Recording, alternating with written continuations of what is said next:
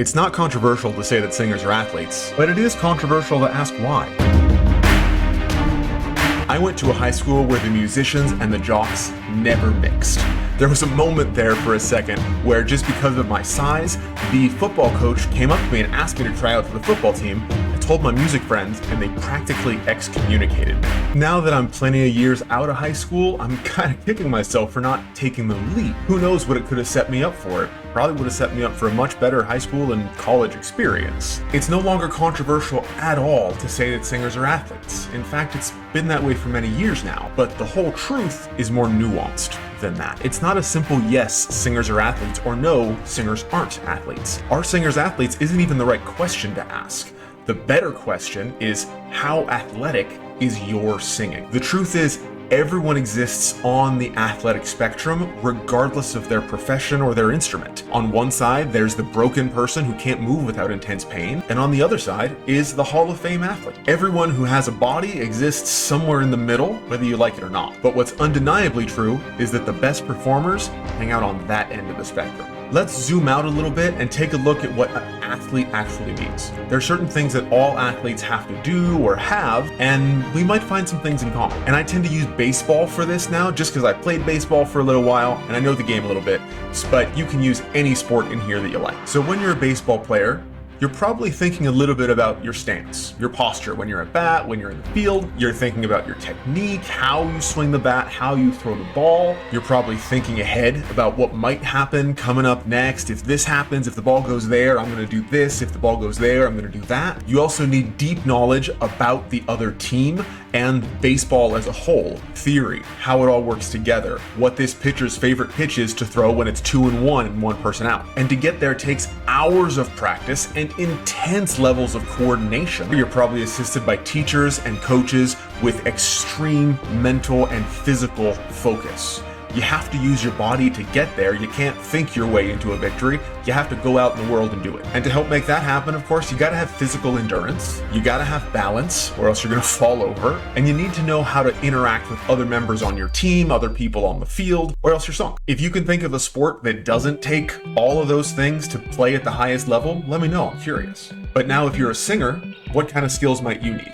Do you think about posture as a singer, your stance? Yeah, pretty regularly. How about your technique, vocal technique? Absolutely. We pay thousands of dollars for lessons on how to have perfect technique, thinking ahead, what's coming up next in the music. Do you have a deep knowledge of the field? How's your music history, your music theory, your languages? Did it take you hours of practice to get there? Now, when it comes to coordination as a singer, there's the obvious stuff. There's the can you sing and act and breathe all at the same time while there's a scary guy down in a hole shaking a stick at you, when there's a million other things going on. But there's also the next level of coordination that the audience can't see, coordinating your breath with the tiny muscles of your throat and your larynx and your jaw and your tongue and your sinus resonators to produce the best possible sound. All of that is coordination at the highest possible level, and it's even harder because you can't see or touch any of those muscles. Singers have just as many coaches as professional athletes, and of course they have to use their body to complete a goal. It takes incredible mental focus to hone in on your task and complete it to the highest level. And of course, it takes physical endurance to get through a 3-hour opera or a 3-hour musical or whatever performance you're giving underneath hot lights and heavy costumes while dancing, all of that stuff. Physical endurance has to be really good. Balance, of course, because you can't fall over while you're singing, but also you have to know what muscles to activate at the right proportion so that everything stays in line, stays in balance too. When we talk about balance, it's not just staying upright, it's also muscle balance or muscle imbalance. And when you're a singer, you got to relate to teammates too.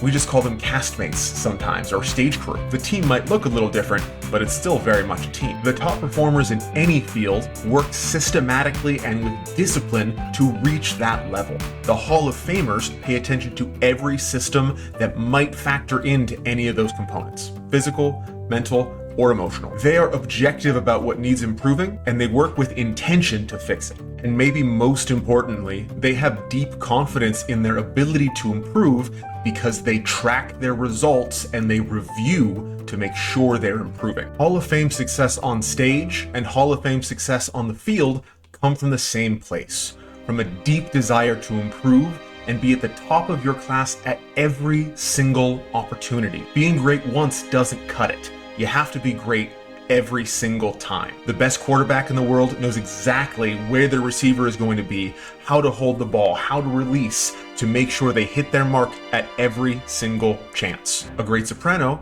knows exactly how to set herself up to sing these glorious free high notes every single time, not just one high note and then done for the rest of her career. At this point, there's just no doubt. Singing is athletic just like baseball, football, hockey, all of the sports are athletic. Now though, it's our responsibility to take advantage of that fact. What can we borrow from sports science, athletic neurology, peak performance research that will make better singers? Think about this. Overall, athletes get better year after year after year. World records get broken all the time. How is it that traditional athletes do that? Are athletes actually stronger, faster, more coordinated now than they were just 4 years ago at the last Olympics? Or are the millions of dollars and millions of hours invested into sports science every year actually paying off? Probably the latter. And so it's time for us to start taking advantage of all of that effort. We're here to apply the secrets that have set world records and won championships and created limitless Hall of Fame athletes to our type of athlete. The ones working at the Met and on Broadway and on La Scala. The ones like you. If you want to learn more about how athletic neurology and applying sports science is revolutionizing the way that singers perform all over the world, I've included the link to a book that I've written about how to start incorporating this into your practice. And if you don't care that much about the science, you just want to get right into the work, I included a quick start guide as well with 3 full weeks of day-by-day training so you know exactly what you need to do, what to look for, and how it should affect you. Click the link down below, put in your information, and I will email it right over to you.